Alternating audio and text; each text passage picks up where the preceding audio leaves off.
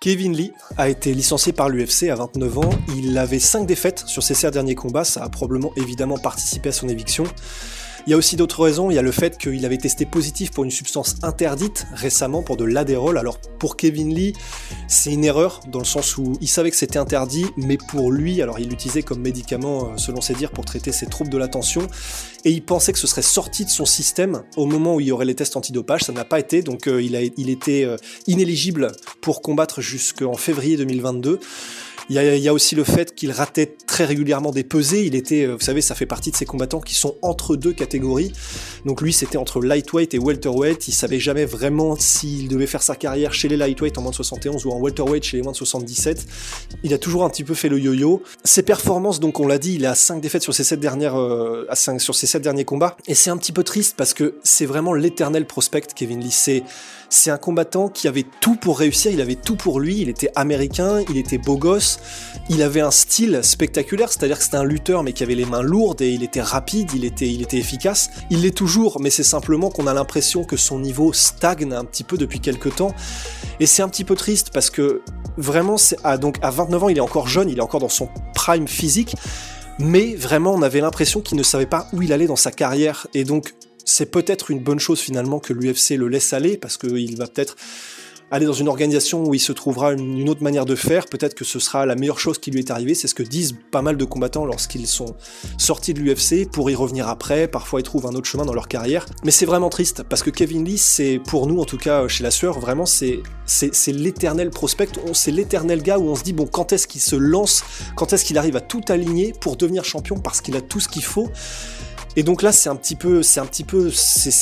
tombe bizarrement, c'est un petit peu étrange. L'histoire de Kevin Lee est un peu triste pour ceux qui la connaissent. Il faisait partie vraiment de ces prodiges qui sont arrivés à l'UFC très jeune. Il avait 21 ans quand il a fait son premier combat à l'UFC. Il a eu un gros run dès ses débuts et en fait, vraiment la trajectoire, c'est tout affiché vert pour le championnat, la ceinture de quelques années après son arrivée. Et le problème, c'est qu'il y a eu le combat qu'il a perdu contre Tony Ferguson en 2017 pour la ceinture intérimaire. Il l'a perdu, mais il a fait un excellent combat. En réalité, ce qui a probablement marqué un tournant énorme dans sa vie, c'est lorsque son entraîneur de toujours, Robert Follis, en décembre 2017, donc quelques mois après son combat perdu contre Tony Ferguson, s'est suicidé. C'était quelqu'un qui était pour Kevin Lee comme un père spirituel, il le dit lui-même. Et à partir de là, on peut pas ne pas faire de lien, puisque à partir de cette date-là, de la fin 2017, c'est à partir de ce moment-là où sa carrière a commencé à être un petit peu en dents de scie, à stagner. Il est allé un petit peu partout, chez Firas Zahabi, chez Dewey Cooper, mais il a jamais vraiment réussi à retrouver un élan et une inertie. Et même on sentait dans ses interviews, on sentait dans sa manière d'être et de parler que il s'était un petit peu perdu. Il avoue lui-même qu'il a sombré dans l'alcoolisme, qu'il avait recours à beaucoup de médicaments différents. Et voilà, c'est ça aussi qui a fait qu'il a probablement jamais réussi à retrouver le bon bout. Et c'est ça qui rend l'histoire un petit peu triste en fait. C'est que c'est l'histoire d'un jeune à qui tout était promis, à qui la trajectoire était presque assurée vers les sommets du MMA, les sommets de l'UFC, et qu'une tragédie personnelle a un petit peu déraillé. Donc on ne sait pas ce qu'il adviendra de Kevin Lee. Maintenant, comme il est encore jeune, il y a probablement encore pas mal d'organisations qui voudront s'offrir ses services. Donc il y a le Bellator, peut-être le PFL, peut-être au Japon d'ailleurs, maintenant qu'il a ce tatouage de samouraï, sur toute sa nuque, etc. Donc pour ceux qui l'ont vu, c'est un truc assez original. Donc je pense pas qu'il manquera d'options.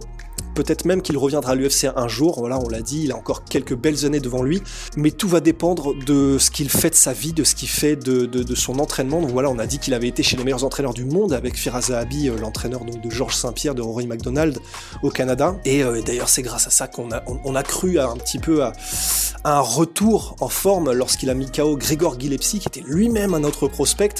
Un truc monstrueux, un KO avec un magnifique enchaînement qui finit par un high kick. On s'est tous dit ça y est, Kevin Lee revient, etc. Mais en fait non, finalement il est repassé ensuite par une série de défaites. Donc voilà, on sait plus trop quoi penser de Kevin Lee, on sait plus trop quoi penser de sa trajectoire professionnelle et sportive. On espère que tout va bien se passer pour lui, on attend de voir ce qui va arriver et qui va le signer. Mais voilà, en tout cas, il est licencié de l'UFC et c'est donc un nouveau chapitre de sa carrière qui s'ouvre maintenant, quoi. Voilà, c'était l'actu en sueur. À très vite, n'oubliez pas de mettre un pouce bleu et de vous abonner, même s'il y a plus de dislikes et que c'est n'importe quoi, mais faites-le quand même, ça nous aide beaucoup si vous pouvez liker la vidéo. Et puis voilà, puis je me fais des petits gestes de youtubeur. À bientôt à tous, prenez soin de vous.